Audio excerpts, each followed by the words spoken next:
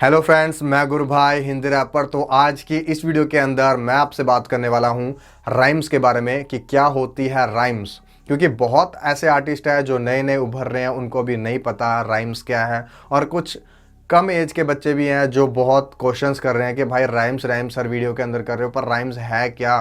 कुछ लोग बिल्कुल ही नए होते हैं, वो समझ लो पीछे की 40 वीडियो छोड़ के पहली वीडियो पे आते हैं तो उनको नहीं पता होता। तो इस वीडियो के अंदर मैं राइम्स और कुछ एक नए टॉपिक के बारे में बता रहा हूँ। इस वीडियो को पूरा देख लेना, आपको समझ आ जाएगा क्या है वो नया टॉपिक। तो इस वीडियो को लाइक करके अपनी हाजिरी दे देना, चाहे तो कमेंट भी कर देना, और सब्सक्राइब तो करना ही है अगर आप नए हो। तो फटाफट वीडियो को शुरू करते हैं। दोस्तों, मैं बात कर रहा हूँ राइम्स के बारे में। बहुत आर्टिस्ट होंगे जो पुराने, उनको पता ही होगा, और मुझे भी पता है कि उन लोगों को पता होगा राइम्स क्या होता है।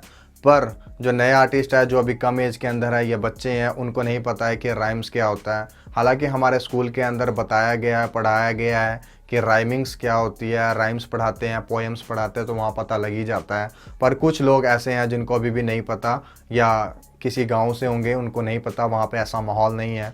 तो मैं उनके लिए बता देता हूँ कि कविता, अपनी भाषा में बता रहा हूँ जो आपको शायद जल्दी समझ आ जाएगा।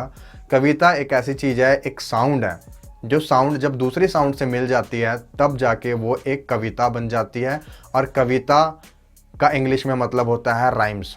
तो राइम्स और कविता एक ही चीज़ है। जब दो कविताएं एक जैसी मिल जाती है तो एक कविता बन जाती है। जब दो राइम्स एक जैसी मिल जाती है तो एक राइम्स बन जाती है। उसी तरह से अगर मैं एग्जांपल में बताऊं तो एक कविता और उसका राइम बनता है सविता, तो ये हो गया दो, तो ये बन गई हमारी राइम्स। और जैसे ही हम बोलते हैं, पुरानी वीडियो में बताया ही है, काम शाम राम नाम, तो ये सब भी हमारी कविता ही है। बाकी वो नर्सरी में आ जाती है, थोड़ी सी ऊपर आ जाती है। तो कई तरह से राइम्स होती है, और राइम्स भी कई प्रकार की होती है, जिसके अंदर नर्सरी राइम्स होती है, मल्टीपल राइम्स होती है, इंटरनल राइम्स होती है, स्लैंट राइम्स होती है, आई राइम्स होती है, आइडेंटिकल राइम्स होती है। तो बहुत तरह की होती है, इतनी तरह की होती है कि मुझे भी इनके सारे नाम नहीं पता। अगर आपको नाम पढ़ने हैं तो आप डिक्शनरी के अंदर इनको रीड कर सकते हो। अगर डिक्शनरी में आपको नहीं पता लगता तो मैंने एक लिंक दिया है वेबसाइट का, डिक्शनरी का, वहाँ पे आप पढ़ सकते हो कि वो कितने तरह की राइम्स होती है। अब ये आपको पता लग गया राइम्स क्या होती है। अब राइम्स के अंदर भी ज़रूरी नहीं है कि जब हमारी दो साउंड मैच कर रही है या मिलती जुलती है तो वो राइम्स ही कहलाएगी। राइम्स कहने को हो जाती है, कई बार लिखने में हो जाती है राइम्स, और कई बार बोलने में राइम्स नहीं बनती। जैसे कि अगर मैं बोलूं कि अगर लिखने में देखा जाए तो राइम्स बन रही है और बोलने में राइम्स नहीं बन रही है।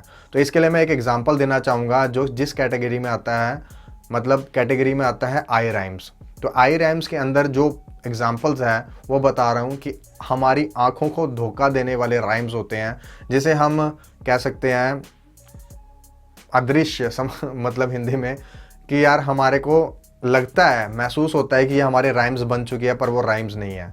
एग्जाम्पल के तौर पे लव, ठीक है, तो LOVE, इसका शब्द बनता है LOVE। अगर मैं दूसरा रिटर्न के अंदर इसका राइम निकालूंगा तो बनेगा मूव, MOVE। तो दोनों के अंदर जो पिछला पार्ट है वो राइम्स के अकॉर्डिंग तो मैच कर रहे हैं, पर बोलने में वो वैसा साउंड नहीं कर रहा है। तो लव और मूव के अंदर बहुत डिफरेंस है। तो ज़रूरी नहीं है कि आपको लिखने में और सुनने के अंदर एक जैसा रहे। अगर मैं एक और एग्जांपल दूं, फूड, फूड का एग्जांपल होगा गुड, तो FOOD, और गुड का होगा GOOD। फूड और गुड, तो दोनों के अंदर बहुत ज़्यादा डिफरेंस है। साउंड मैच ही नहीं कर रही है, पर रिटर्न के अंदर देखा जाए तो ये मैच कर रही है। अब एक और एग्जांपल मैं ले लेता हूँ जिसके अंदर होगा कफ, COUGH, ठीक है। और अगर मैं इसका एग्जांपल दूसरा लूँ तो होगा कफ, और एक और था बग। कफ का होगा बग, COUGH कफ, और BOUGH बग। तो कफ और बग दोनों में डिफरेंस है। वो कहाँ डिफरेंस है? क्योंकि इसके लास्ट की जो मैचिंग तो आपको लग ही रहा है कि हाँ मैच हो रहा है, पर एक्चुअल में जो स्टार्टिंग है वो अच्छी मैच नहीं कर रही है, तो इसलिए हमारी साउंड बिल्कुल ही बदलती जा रही है। तो इसी तरह से आपको देखने और सुनने के अंदर समझना है। ये होता ऐसे है कि हमारे लिरिकली लिखने के अंदर तो राइम्स बन रही है, पर प्रैक्टिकली जब हम बोल रहे हैं तब वो राइम्स नहीं बन रही है। तो यही चीज़ हम अपनी भाषा के अंदर, और एक कहावत तो आपने सुनी होगी, जो दिखता है वो होता नहीं, जो होता है वो दिखता नहीं।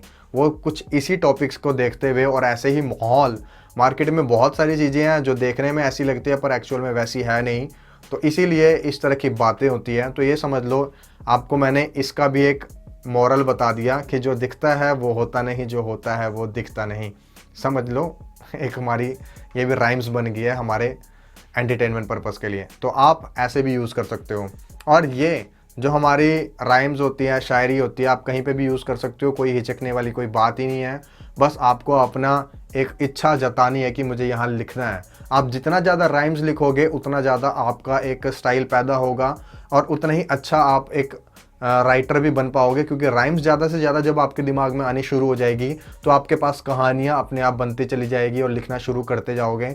और ख़ासकर इस बात का ध्यान रखना कि जब आप राइम्स ज़्यादा बना रहे हो तो आपको किसी बीट के ऊपर प्रैक्टिस भी करनी है, ताकि आपकी बीट के ऊपर भी अच्छी एक स्टाइल पैदा हो, जिसे हम फ्लो बोलते हैं। आपका फ्लो अच्छा बने और आपके गाने अच्छे लगे। तो इस वीडियो के अंदर इतना ही था। मैं उम्मीद करता हूँ आपको वीडियो अच्छी लगी और राइम्स के बारे में और आई राइम्स के बारे में पता लग गया, क्योंकि आई राइम्स बताना मुझे ज़रूरी लगा। सारे बता के कोई फ़ायदा नहीं था, क्योंकि सब मिलते जुलते ही हैं, पर ये जो आई राइम्स है इसके अंदर बताना इसलिए ज़रूरी था क्योंकि ये सुनने में और देखने में दोनों में डिफरेंस है, इसीलिए मैंने आपको बता दिया। बाकी मैंने बताया कि अगर आपको और जानकारी लेनी है तो डिस्क्रिप्शन के अंदर वेबसाइट है डिक्शनरी की, वहाँ से आप जाके पढ़ सकते हो। अगर आप ग्रामर भी पढ़ते हो तो वहाँ पर भी आपको बहुत जानकारी मिलेगी, क्योंकि हमारा मेन सारा टॉपिक ग्रामर पे ही टिका हुआ है। जितनी आपको ग्रामर की अच्छी समझ रहेगी उतना ही ज़्यादा आप लिख पाओगे, बातें बना पाओगे। तो अभी के लिए बस इतना ही। Have a nice day. और लाइक मार के हाजिरी कर देना, और कमेंट मार के भी हाजिरी देनी हो तो दे देना। सब्सक्राइब कर देना अगर कोई नया आया है। तो हैव अ नाइस डे। अभी के लिए इतना ही। जय हिंद। तेरी खबर पे नजर सबकी, जो आपस का था मसला, तभी तू बदली मैं बदला, फिर तुझे मिला कोई अगला। मैंने तेरे लव लेटर फाड़े, गुस्सा लिखने लगा, शायद कोई तो मेरे बदले का तुझसे लेगा बदला। प्यार करो मुझे सच ना बताओ जो भी हो, पर सच छुपता नहीं कुछ भी हो। मुझे सच ना बताओ बेशक झूठी हो।